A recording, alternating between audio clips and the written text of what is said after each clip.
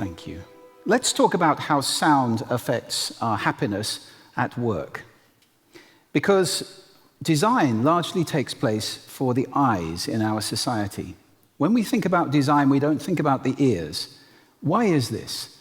I would suggest partly it's because we surround ourselves with noise. We're so used to standing on street corners, shouting over noise like this, and pretending that it doesn't exist, that our habit is to suppress sound. We suppress our consciousness of sound all the time. And that includes designers. Most of us have a relationship with sound that looks a little bit like this.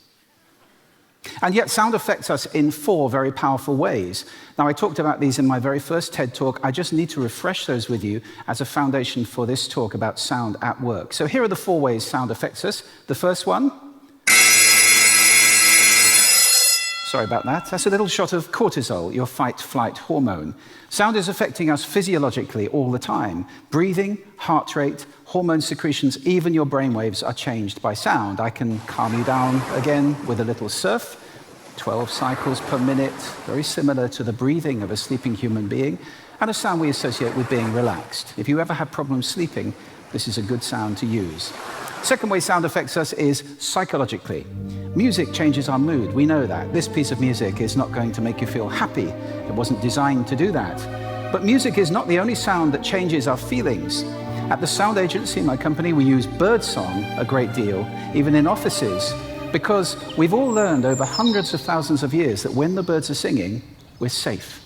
Makes us feel secure when we hear birds. Also, nature's alarm clock. Birdsong, time to be awake, so it's mentally alert, physically relaxed. Just not a good moment if the birds suddenly stop singing, is it? Not good. The third way sound affects us is cognitively. You can't understand 2 people talking at the same time, or in this case, one person talking twice. Even a woman cannot understand 2 people talking at the same time. Sorry, but it's true.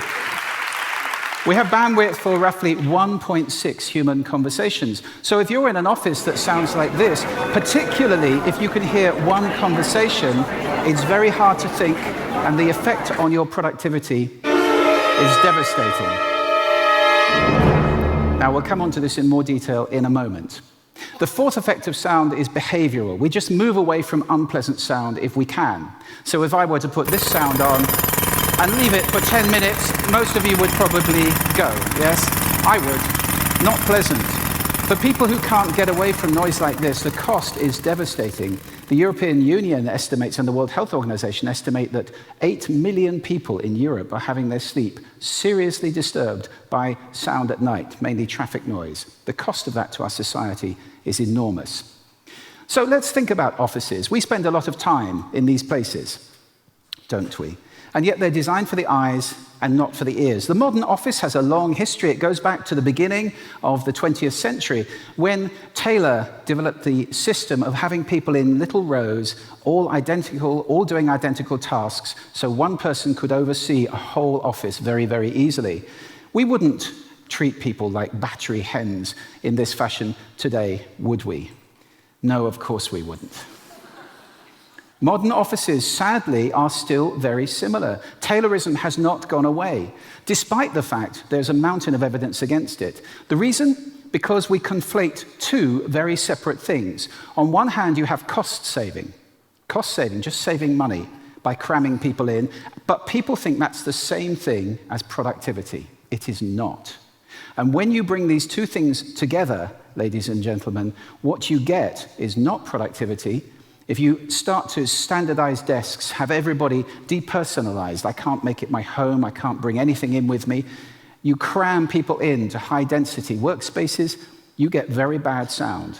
And the effect is not productivity, the effect is misery. Misery for the people working there. Now, I said there's scientific evidence against. Here is some of the scientific evidence against Taylorism, but wait, there's more. I shall just list this lot, and then there's another page of it, and there's plenty more if you go and look for it. Now, to be fair, I should list the scientific evidence for the Taylorist approach. Here it is. That's all of it. Absolutely none. None at all. So this approach to modern offices is in the face of all the scientific evidence. It's a meme. It's a spread so that we all think open plan fits every eventuality. It does not. No surprise then that noise is the #1 complaint in modern offices. It's degrading people's productivity enormously. Take a look at the Liesman Index if you want proof of this. It surveys tens of thousands of people about what's important to them at work, what makes them productive and happy. And as you can see from this slide, noise is a serious issue. They think it's very important. Very few of them think it's okay. They're very dissatisfied with it. Same with the availability of quiet working spaces. There's not enough. Professor Jeremy Marson isolates 3 types of work, which are collaborative, and that's fine in open plan offices. That works perfectly well. Concentration is different. Concentration requires a space that's like a library, where the rule is, shh, we're working here, no talking. And there's a 3rd type of working as well as concentration, which is contemplation. That may be that you want to rest, you need to recharge from work, or you're thinking great strategic thoughts. We need more of a Zen chill-out space for that kind of working. Different sorts of work, different sorts of work space, and different sorts of sound. If you think about an open plan office, then you can have an office that's too quiet and you can have an office that's too loud. They're both pretty unproductive. If I'm in an office with, say, 10 people and it's pin quiet, really silent, and I have a phone call, that's quite intimidating, isn't it? I don't feel comfortable. Everybody's listening to me, and at the same time, I am degrading all of their productivity. 10 people all at once having their 1 of 1.6 taken up with me. That's a terrible effect on the productivity of the whole office. On the other hand, an office that's too loud, well, the health effects of working in loud spaces are well known.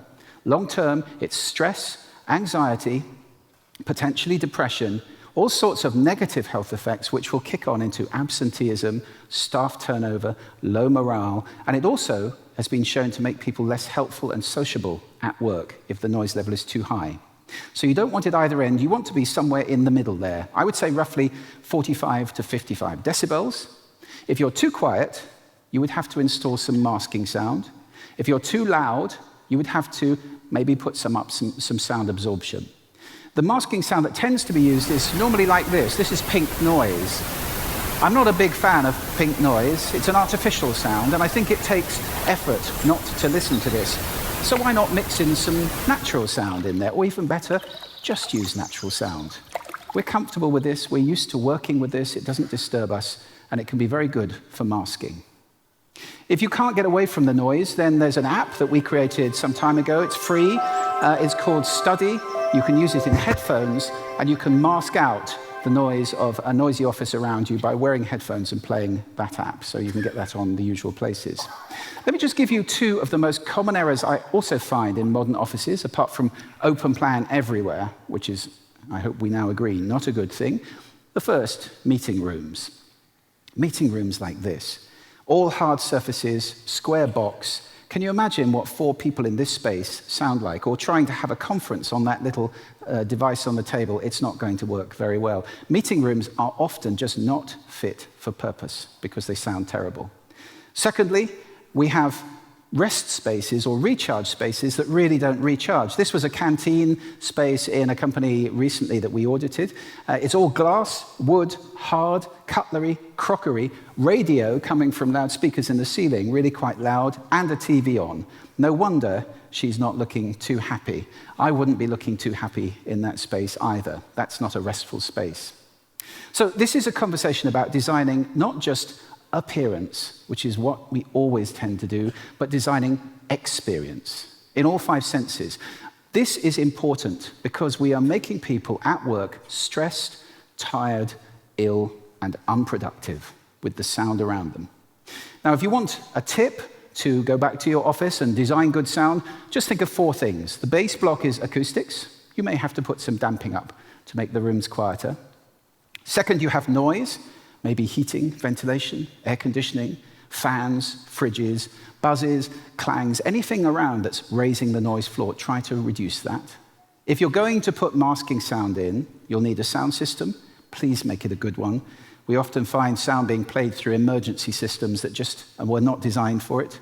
And finally, content. And we've talked about how that can be productive and helpful and healthy.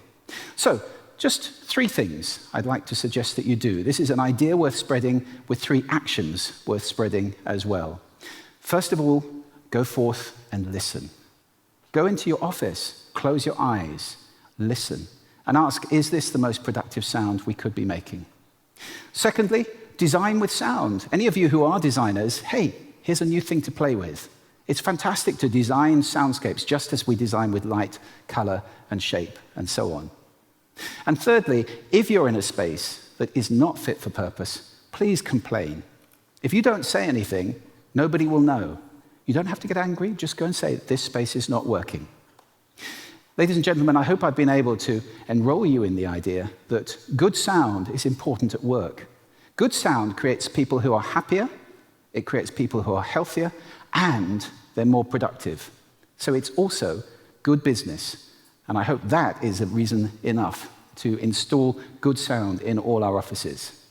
Thank you very much.